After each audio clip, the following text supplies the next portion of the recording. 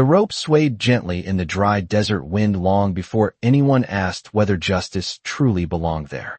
The town of Red Hollow had gathered early that morning, boots scuffing dust across the wooden boards of the square as men leaned against hitching posts and women shaded their eyes beneath wide hats, all staring toward the rough gallows that had been built sometime during the night. No one admitted to building it. Out here, things simply appeared when a crowd believed they were necessary. Beneath that creaking beam stood a young Apache woman with her hands tied loosely before her dark hair moving softly with the breeze that carried the smell of horses, leather, and distant sagebrush across the valley. Her name was Elena Nantan, though not one person in the crowd had bothered to ask it. To them she was only a rumor made flesh, a story that had grown sharper with every retelling since yesterday afternoon, when Sheriff Clayton Briggs rode into town with her seated behind his saddle. By nightfall the story had become simple enough for everyone to understand. 2 traveling traders had been found outside town, their wagons abandoned along the West Trail, and someone had to answer for it. Sheriff Briggs stood nearby now, his star catching the early sunlight as he watched the crowd with the uneasy patience of a man who had convinced himself he was doing the right thing. He kept one hand resting near his belt, though not out of threat but habit, the way men in lonely places learn to carry responsibility. "Sun'll be high soon," someone muttered near the saloon doors. No sense waiting longer than needed. Yet the girl under the gallows did not beg, did not plead, did not even lower her eyes. She simply looked toward the western road where the desert opened wide and empty beyond the town's last building. It was the kind of look a person gave when listening for something far away. Deputy Mark Wilkes noticed it first. He leaned toward the sheriff and spoke quietly. "You see that?" Briggs followed the girl's gaze down the empty road stretching toward miles of red earth and pale sky. Nothing moved there except a faint shimmer of heat rising off the ground. "She's waiting," the deputy said. "For what?" Briggs asked. Wilkes shrugged slowly. "Don't know, but she's been staring that direction since sunrise." A murmur rippled through the townspeople as the wind shifted again, rattling the wooden sign above the general store and stirring the dust that gathered along the street. The sound of creaking rope echoed softly from the gallows beam, a lonely rhythm carried across the quiet square. Elena Nantan still did not speak. She watched the western horizon with calm, steady eyes that seemed to measure distance in ways no one else understood. And far beyond Red Hollow, somewhere past the rolling hills where the trail cut through dry riverbeds and open plains, a single rider had just begun climbing the last ridge before town, unaware that by the time his horse stepped onto the main street, the fate of a stranger and the conscience of an entire town would be waiting for him beneath a rope moving gently in the desert wind. The story that filled Red Hollow had begun the previous afternoon beneath a sky the color of faded copper, when Sheriff Clayton Briggs first appeared at the edge of town with a second rider seated behind his saddle, her wrists tied loosely with a length of plain rope that looked more practical than cruel. The townspeople had noticed the pair long before they reached the main street because news traveled faster than horses in a place as small as Red Hollow. A ranch hand had seen the sheriff riding down from the West Trail. A boy had run ahead shouting that someone had been caught. By the time Briggs guided his horse past the general store, nearly half the town had stepped outside to watch. Elena Nantan sat straight in the saddle behind him, silent and steady despite the long ride, her dark eyes taking in every porch, window, and weather-worn sign as if memorizing the place where strangers had already decided her story for her. Sheriff Briggs dismounted slowly and removed his hat as he spoke to the gathering crowd in the careful voice of a man who knew that once words were spoken in public, they could not be taken back. He told them that 2 traveling traders had been discovered along the western trail that morning beside their wagon, their supplies untouched and their horses still tied to the hitch rail. According to the sheriff, the only person seen near the trail around that time had been the Apache girl now, standing beside him. Someone from the crowd had asked if she admitted it. Briggs had answered that she had not said much of anything at all. That answer had only made the story grow stronger. People repeated it in whispers that drifted between buildings like wind through dry grass. The girl had been seen walking alone. The traders had been found shortly after. Therefore the matter seemed simple enough for most of the town. Yet Sheriff Briggs had not rushed the decision. He had taken Elena to the small jailhouse first, locking the door behind her while he rode out again to examine the wagon tracks, the scattered footprints in the dust, and the quiet stretch of trail where the desert opened wide under the afternoon sun. Deputy Mark Wilkes had joined him there later, studying the ground with the uncertain expression of a man who felt that something about the story did not fit together as neatly as people wanted it to. The wagon had not been robbed. The horses had not been taken. The traders had been carrying ledgers and land papers in a leather case that still rested beneath the driver's seat exactly where it should have been. Wilkes had pointed this out while the sheriff stared across the open land where heat waves trembled above the sand. Briggs had only nodded slowly before turning his horse back toward town. By the time they returned, the story had already hardened into certainty. The mayor, Harold Pike, had stepped forward in the middle of the street to declare that Red Hollow could not risk hesitation when travelers were threatened so close to their border. A crowd had formed around him, eager for simple answers in a complicated land. Sheriff Briggs had listened to the mayor, then glanced toward the jailhouse window where Elena Nanton stood quietly behind the bars, her face calm in the evening light. She had not shouted. She had not protested. She had only watched the western road beyond the town limits with the same distant patience she showed now beneath the gallows as the morning sun crept higher above Red Hollow. Inside the small wooden jailhouse of Red Hollow the night had settled slowly, bringing with it the kind of quiet that made every creaking board sound louder than it should. A lantern burned on Sheriff Clayton Briggs' desk, casting long amber shadows across the narrow room where iron bars separated the single cell from the rest of the building. Elena Nantan sat on the wooden bench inside the cell with her hands resting calmly in her lap, as if the place were only another waiting room on a long journey rather than a cage meant to hold the town's certainty together until morning. Deputy Mark Wilkes leaned against the wall beside the desk, turning his hat slowly in his hands while he watched her with the uneasy curiosity of a man who had expected fear but found none. Outside the window, the town had gone quiet except for the distant clink of glasses in the saloon and the steady rhythm of a windmill turning somewhere near the water trough.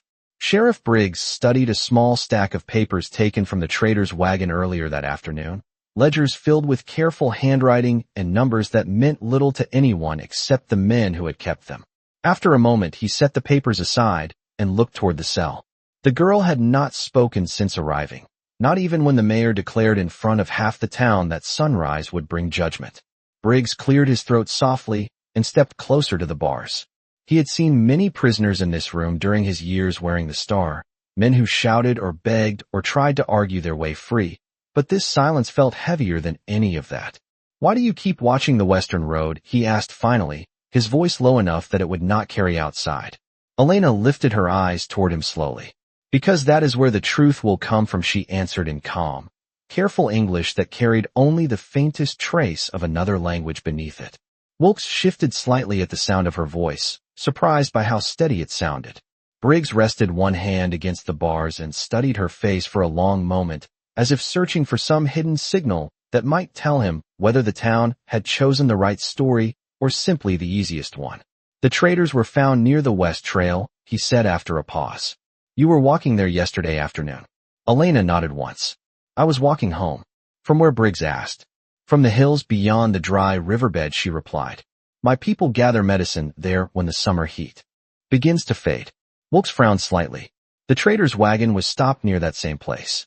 "Did you see them?" she answered without hesitation. "I saw two men arguing beside their wagon. Their voices carried far in the quiet." Briggs leaned closer. "Arguing about what?" Elena turned her gaze back toward the window where the darkness outside had begun to thin with the pale hint of approaching dawn. "About land," she said softly. "About papers and promises that were not being kept."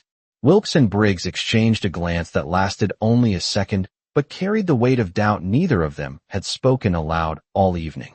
Briggs rubbed his jaw slowly and looked back at the girl.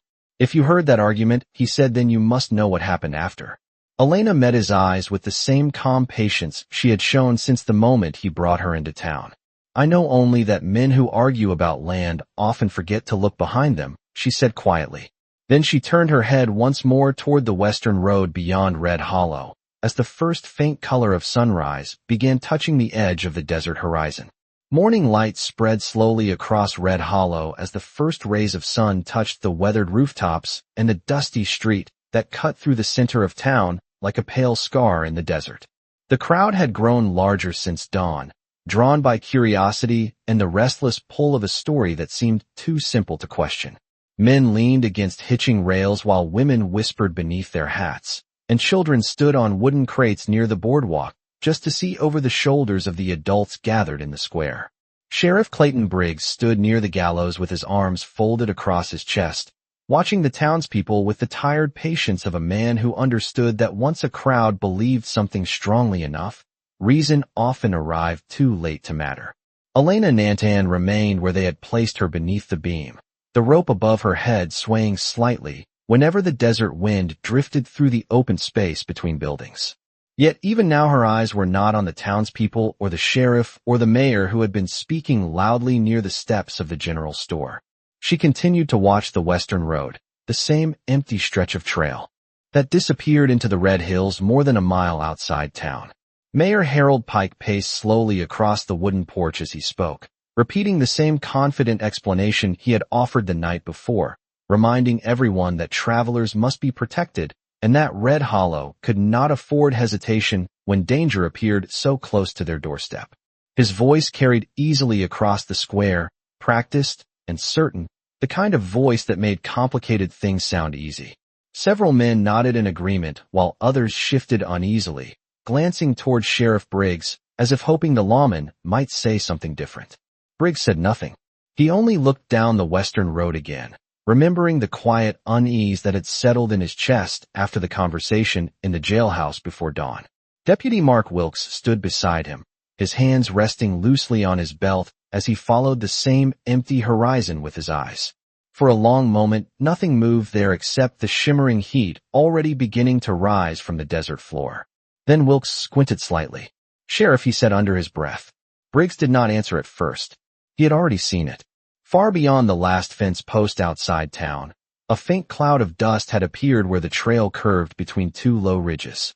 It was small at first, almost easy to mistake for a trick of sunlight against the dry ground, but it moved steadily closer with the slow rhythm of hooves striking packed earth. One rider. No wagon.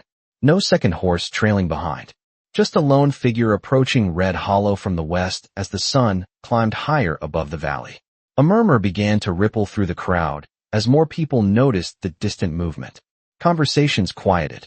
Hats turned toward the horizon. The mayor paused in the middle of his speech, his words fading as the townspeople shifted their attention away from him and toward the approaching rider. Elena Nantan watched the dust cloud grow larger with the calm focus of someone who had been expecting it all along. The sheriff studied the figure for several seconds before speaking quietly to Wilkes. "Ryder will reach town in about 5 minutes if he keeps that pace." Wilkes nodded slowly, still staring down the road. The rider continued forward, crossing the final half-mile of open desert with unhurried confidence until the shape of horse and rider became clear against the morning light.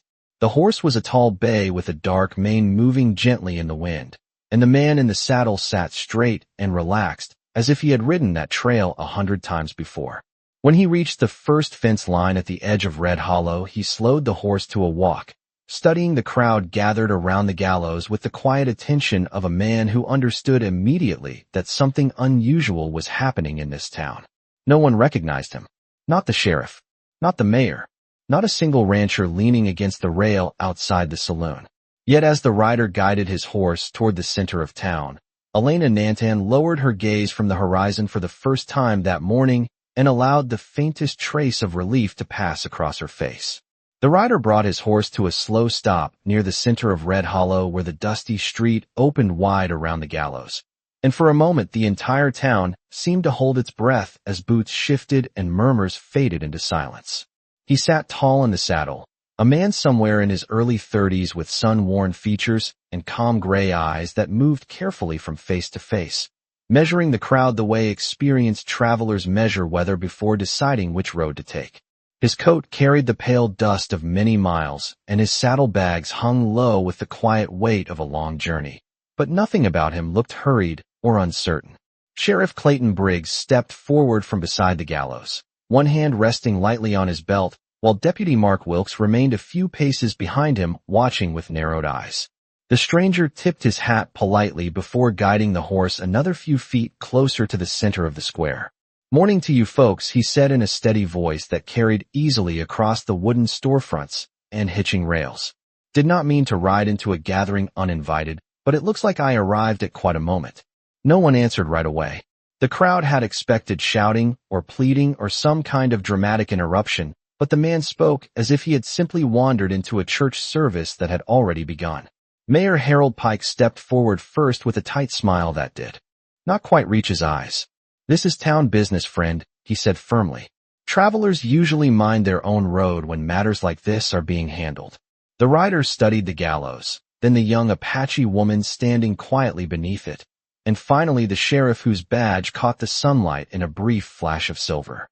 He nodded once as if confirming something in his mind. "I reckon that depends on the matter," he replied calmly. Sheriff Briggs took another step forward. "And who exactly might you be?" he asked. The rider removed his hat fully this time, resting it against his leg while the bay horse shifted gently beneath him.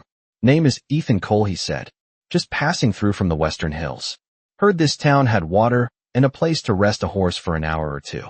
He glanced again toward Elena Nantan, whose steady gaze now rested on him rather than the road beyond the town. "But from the look of things I arrived before breakfast ended." A few men near the saloon chuckled nervously while others watched in silence, uncertain whether this stranger had come to help or simply to satisfy curiosity. Mayor Pike crossed his arms. "The law here is simple, Mr. Cole," he said. "A crime was committed, and the sheriff has already handled the matter. There is nothing left for outsiders to question." Ethan Cole tilted his head slightly, as if considering the words. Then he turned his attention back toward Sheriff Briggs. "Mind if I ask something before you finish handling it?" he said. Briggs hesitated for only a moment before answering.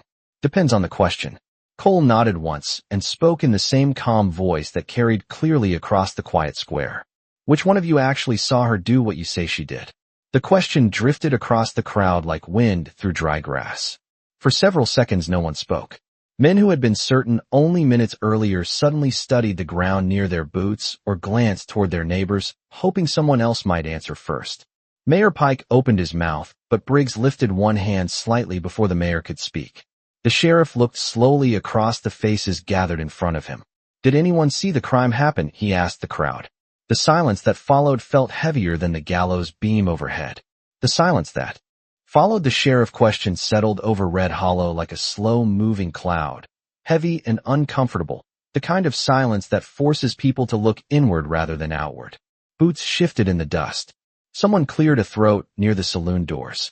A wagon wheel creaked softly in the breeze beside the general store. Yet no voice stepped forward to answer. Ethan Cole remained seated calmly on his horse, one hand resting loosely on the saddle horn while his gray eyes moved across the gathered townspeople with patient curiosity rather than accusation. Sheriff Clayton Briggs watched the crowd for several long seconds before speaking again. "Did anyone see the crime happen?" he repeated, his voice firm but quieter now, as if he already knew what the answer would be. A rancher near the hitch rail lifted his hat and rubbed the back of his neck. "I did not see it myself," he admitted. "Heard about it from Tom Reed over by the grain shed." Tom Reed shifted uncomfortably when several heads turned toward him. "I only said what folks were already saying," he replied quickly. "I heard it from the mayor yesterday afternoon." Mayor Harold Pike straightened his coat and stepped forward with a sharp breath. "The sheriff does not need witnesses when the evidence is plain," he said with forced confidence. "The girl was seen near the wagon. The traders were found shortly after. That is reason enough for any sensible town." Ethan Cole tilted his head slightly, as if weighing those words the same way a man might weigh a coin before deciding whether it was real silver or only polished tin. He looked from the mayor to the sheriff, and then toward Elena Nantan beneath the gallows beam. Sheriff Briggs did not speak right away. The lines around his eyes had grown deeper since sunrise, and the quiet doubt that had followed him from the jailhouse now rested plainly across his expression. Deputy Mark Wilkes stepped closer to him and lowered his voice. "Sheriff, I checked the wagon again this morning," he said quietly. "Everything was still there. The supplies, the horses, even the ledgers." Briggs nodded slowly. "That wagon was not robbed," he said under his breath. Wilkes glanced toward the mayor before replying. "That is what I was thinking." Ethan Cole slid one boot lightly out of the stirrup and rested his heel against the horse flank while listening without interrupting. After a moment he spoke again, still calm, still patient. "Sheriff, may I ask one more thing?" he said. Briggs turned toward him. "Go ahead." Cole gestured with one hand toward the western hills beyond town. "Yesterday afternoon I passed through the dry river crossing about 3 miles from here," he explained. "Saw wagon tracks there along with 2 sets of boot prints walking away from the trail and then turning back again." He paused long enough for the townspeople to absorb the detail. "That struck me as strange because a man who plans to leave town usually walks forward, not in circles." Wilkes frowned slightly. "You are certain about those tracks?" he asked. Cole nodded. "I spent half my life following cattle across open country. Tracks tell a story if a man takes the time to read them." Sheriff Briggs looked toward the mayor again. Pike had gone unusually still, his eyes fixed on the rider as though measuring how much the stranger truly understood. Elena Nantan watched the exchange quietly, her calm expression unchanged as the desert wind moved gently through her dark hair. Ethan Cole then asked one final question in the same steady voice that had unsettled the crowd once already. "Sheriff, when those traders were found, did anyone check whose names were written in those land papers inside their wagon?" The sheriff's gaze shifted slowly toward the leather case resting on the general store steps where the documents had been placed earlier that morning. And for the first time since the crowd had gathered beneath the gallows, Sheriff Clayton Briggs began to realize that the story Red Hollow believed might not belong to the girl standing quietly beneath the rope. The leather case rested on the wooden steps of the general store where Sheriff Clayton Briggs had placed it the evening before, and now every eye in Red Hollow slowly turned toward it, as if the quiet object had suddenly become the most important thing in town. Dust moved gently across the street as the wind drifted between the buildings, carrying with it the dry scent of sage and warm earth. Sheriff Briggs walked toward the case without speaking, his boots pressing slow marks into the pale dirt while the crowd watched in uneasy silence. Deputy Mark Wilkes followed a few steps behind him, glancing once toward Ethan Cole, before returning his attention to the papers. Mayor Harold Pike stood stiff near the porch rail, his confident posture from earlier beginning to slip as the mood of the town shifted around him like a tide pulling away from shore. Briggs crouched beside the leather case and opened the worn brass latch. Inside were several folded documents, thick sheets stamped with official seals and covered in careful writing that described land boundaries stretching across the valley west of Red Hollow.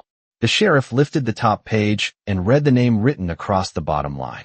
His eyes narrowed slightly. Wilkes leaned closer. "What does it say?" he asked quietly.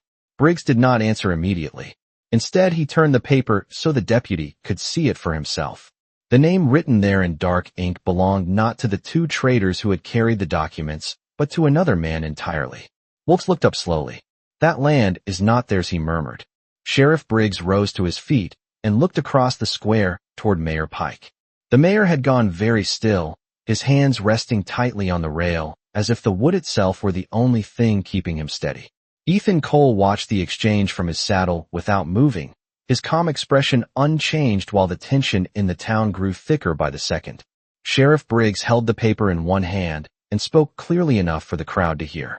"These papers say the valley west of town belongs to the Red Mesa Reservation," he announced. Several people in the crowd murmured with surprise. Briggs continued reading from the page.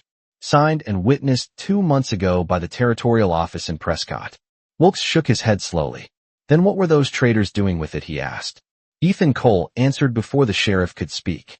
"Trying to sell land that was never theirs to sell," he said quietly. His voice carried across the square with steady certainty. Sheriff Briggs looked at him. "That is a serious claim, Mr. Cole," he said. Cole nodded once. "It is also a simple one to test.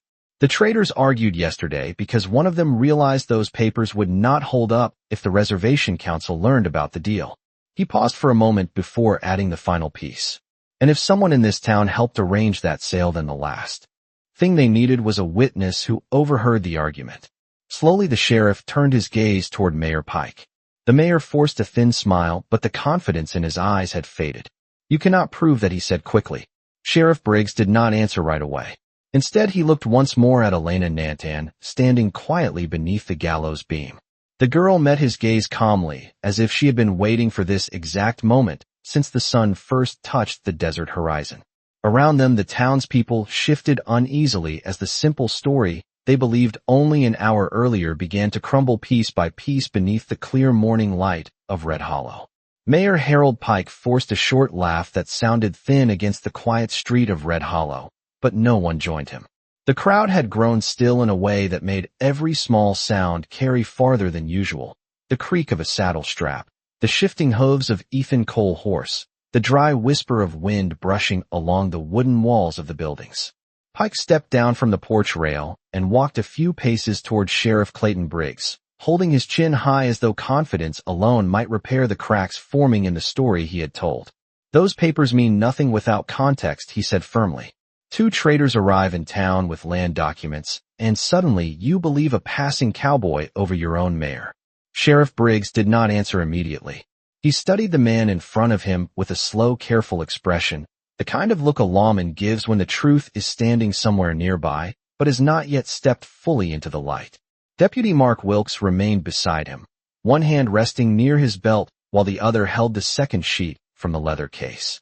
"There is context," Wilkes said quietly after a moment. He turned the paper toward the sheriff so the writing could be seen clearly.